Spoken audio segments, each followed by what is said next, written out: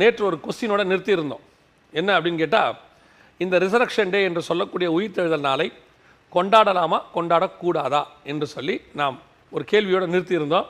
நிறைய பேர் இதுக்கு என்ன வாதங்களை வைக்கிறாங்கன்னு தெரியாது. இதுக்குள்ளேயே என்ன முடிவு எடுத்திருப்பாங்க, இவர் இப்படி தான் சொல்ல போகிறாரு, அப்படி தான் சொல்ல போகிறாரு, இவருக்கு இதே வேலையாக போச்சு, நிறைய முடிவு எடுத்திருப்பீங்க. சரி, நம்ம என்ன பார்க்கலாம், அந்த கேள்விக்கான பதிலை பார்ப்போம். இந்த ரிசரக்ஷன் டே என்று சொல்லக்கூடிய உயிர்த்தெழுதல் நாள், இது ஏற்கனவே முன்குறிக்கப்பட்டு ஒரு பண்டிகையாக பழைய ஏற்பாட்டிலே சொல்லப்பட்டது. அதாவது இஸ்ரவேலர்களுக்கு 7 பண்டிகைகள் இருக்குது. 23ஆம் அதிகாரம் லேவியராகமத்தில் அது குறித்து சொல்லப்பட்டிருக்கிறது.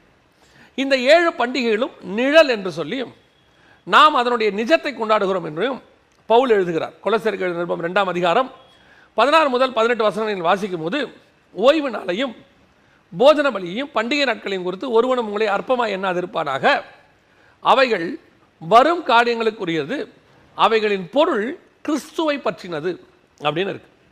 அப்போ இந்த 7 பண்டிகையும் கிறிஸ்துவை பற்றினது. இன்னைக்கு இந்த 7 பண்டிகையை அதனுடைய விளக்கம் தெரியாமல் தப்பு தப்பாக கொண்டாடிக்கிட்டு தேவையில்லாமல் கொண்டாடிக்கிட்டு இருக்கிற ஒரு குரூப் இருக்குது. நம்ம அவங்கள விட்டுருவோம். அவர்கள் எல்லாருமே கமர்ஷியல் பீப்புள்ஸ்.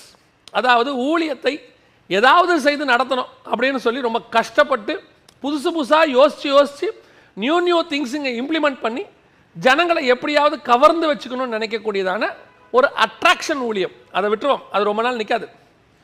ஆக்சுவலாக உண்மையாக இந்த 7 பண்டிகைகளுடைய தன்மை என்ன, அவைகளின் பொருள் கிறிஸ்துவை பற்றினது.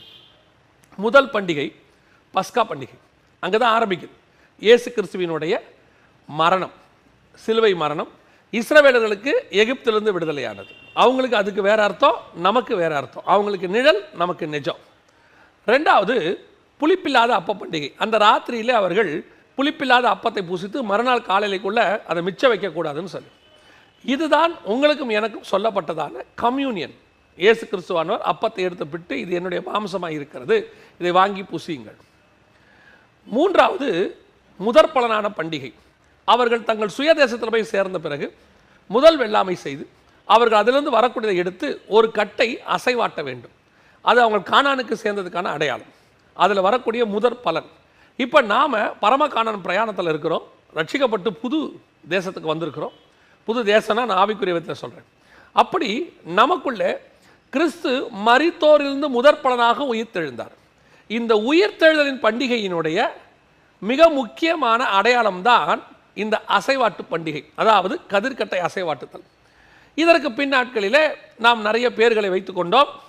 நிறைய பேர்களை வச்சுக்கிட்டு அந்த பேர்களின்படி இதை நாம் அறுப்பின் கால பண்டிகை, அந்த பண்டிகை, இந்த பண்டிகையெல்லாம் வச்சுக்கிட்டு அதுக்கப்புறம் அதை கொண்டாந்து நம்ம இந்த தேசத்தின் பண்டிகையோட கனெக்ட் பண்ணி அதை நாம் கோயிலில் கொண்டாந்து நம்ம தேவாலயங்களில் அவங்க பண்டிகையை கொண்டாடுற அளவுக்கு நம்ம போயிட்டோம். இவர்கள் எல்லாருமே அந்தந்த காலத்துக்கு ஏற்றவர்கள் இவர்கள். ஆனால் பைபிள் படி முதற் பலனான பண்டிகை என்பது எதை குறிக்கிறது? இஸ்ரவேலர்களுக்கு தான் அந்த அசைவாட்டு பண்டிகை. உங்களுக்கும் எனக்கும் அதன் பொருள் கிறிஸ்துவை பற்றினது. அது எதுவென்று சொன்னால், கிறிஸ்து மரித்தோரிலிருந்து முதற் பலனாக உயிர்த்தெழுந்தார். அந்த வரிசையில் அவர் ஃபஸ்ட்டு அசைவாட்டு கட்டு அப்படின்னு இருக்கு, அதோடு கூட ஒரு கட்டு, நாம் எல்லாம் சேர்ந்து உயிர்த்தெழுவோம். அதை குறித்து தான் அங்கே சொல்லப்பட்டிருக்கு. ஸோ இதான் மூணாவது பண்டிகை, உயிர்த்தெழுதல் பண்டிகை. ஸோ அப்போ அந்த உயிர்த்தெழுதல் பண்டிகை ரிசரக்ஷன் அப்படின்னு நம்ம சொல்லக்கூடியதனுடைய நிழல் முதற் பலனானது. அதை அவர்கள் கொண்டாடினார்கள். இப்போ நம்ம பஸ்காவை ஆசாரிக்கிறோமா அப்படின்னா பஸ்காவை ஆசாரிக்கலை. ஆனால் நம்ம ஆட்கள் கொஞ்சம் பேர் பஸ்கா அப்படின்னு கூட்டம்லாம் நடத்துகிறாங்க. புளிப்பில்லாத அப்ப பண்டிகை, அதான் நம்ம கம்யூனியன் எடுக்கிறோம். இப்போ பஸ்கா பண்டிகையை அவங்க கொண்டாடினாங்க. நாம் என்ன செய்கிறோம்? குட் ஃப்ரைடே அப்படின்னு நம்ம அதுக்கு ஒரு பேரை வச்சுக்கிட்டு நாம் அதை கொண்டாடுறோம்னா துக்கமாக இருக்கிறோம். பஸ்கா அடிக்கப்பட்ட அன்னைக்கு அவங்க துக்கமாக இருந்தாங்கன்னா, எகிப்தியர்கள் துக்கமாக இருந்தார்கள், இஸ்ரவேலர்கள் சந்தோஷப்பட்டார்கள். எங்களுக்கு என்று ஒரு ஆட்டுக்குட்டி அடிக்கப்பட்டு எங்களை அது மீட்டு எங்களை எகிப்திலிருந்து அடிமைத்தனத்திலிருந்து எங்களை கானானுக்கு புறப்பட பண்ணினதுன்னு அர்த்தம். நாம் என்ன பண்ணுறோம்? இந்த குட் ஃப்ரைடே அன்னைக்கு துக்கமாக இருந்து இயேசு எங்களுக்காக அடிக்கப்பட்டார், அந்த ஆட்டுக்குட்டியை அடிக்கப்பட்டார், எதற்காக? என்னை விடுதலை ஆக்கினார்னு சந்தோஷப்படுறது. ஸோ நம்மளுடைய கான்செப்டே தப்பாக இருக்குது. இப்போ அடுத்து புளிப்பில்லாத அப்ப பண்டிகை, அதான் கம்யூனியன் நாம் எடுத்துக்கிட்டு இருக்கிறோம். ஒவ்வொரு முறை நாம் நினைவு கூறுகிறோம். அதுவும் ஆண்டவர் சொல்லியிருக்கிறாரு, நான் வருமளவும் என்னை நினைவு கூறும்படி இதை செய்யுங்கள் என்றார். மூன்றாவது முதற் பலனான பண்டிகை. இந்த முதற் பலனான பண்டிகை எப்போ கொண்டாடணும்னு கேட்டிங்கன்னா, கிறிஸ்துவோடு கூட நாம் உயிர்த்தெழுதலை அனுபவித்து அந்த தேசத்திற்கு போய், நல்லா கவனிங்க, அவங்க கானானுக்கு போகிற வரைக்கும் முதற் பலனான பண்டிகை கிடையாது.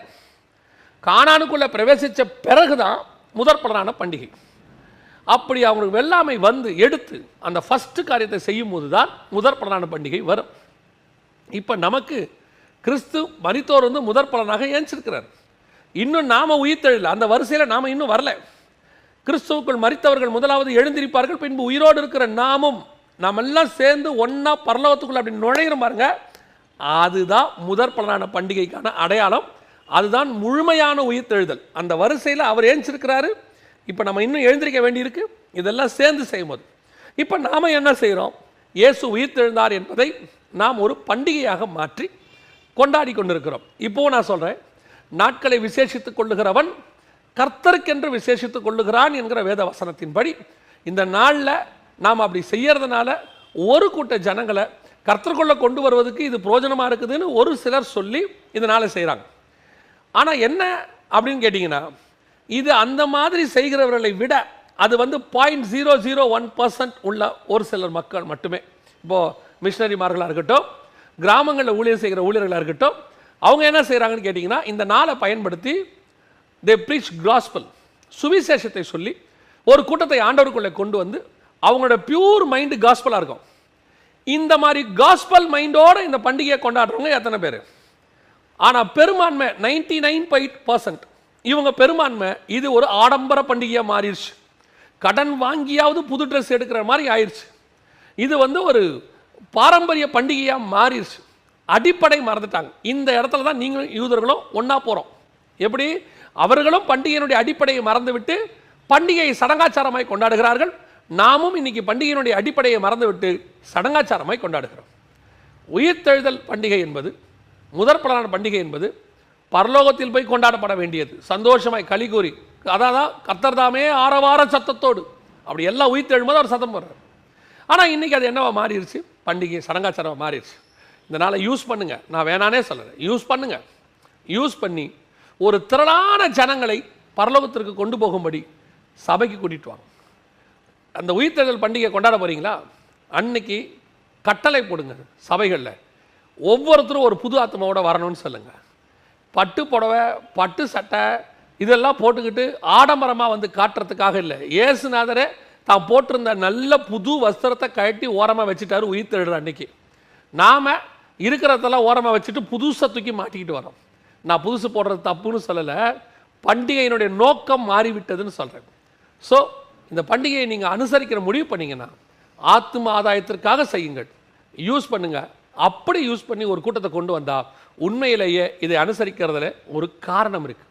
அதை விடுத்து பிரியாணி விற்கிறதுக்கும் பிரியாணி திங்கிறதுக்கும் இதை வந்து களியாட்டத்துக்கும் நீங்கள் பயன்படுத்தி நீங்கள் மதுபானம் அருந்துவதற்கு இதை ஒரு நாளாக பயன்படுத்துகிறனால் இயேசு இன்னும் உங்களுக்குள் உயிர் தழவில்லை.